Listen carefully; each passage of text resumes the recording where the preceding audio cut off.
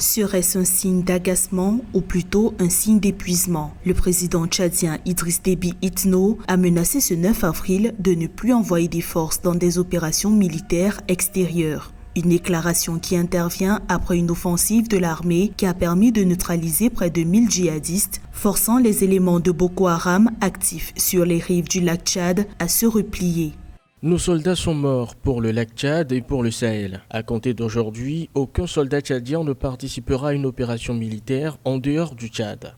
Il faut dire que le Tchad, considéré comme le nouveau gendarme de l'Afrique, est sollicité sur tous les fronts, au Mali, dans la région du lac Tchad, aux frontières de la Libye et de la Centrafrique. A contrario, se plaint le président Déby, les autres États engagés dans la lutte contre le terrorisme montrent des signes de relâchement, alors même que la menace a gagné en intensité ces derniers mois dans la sous-région.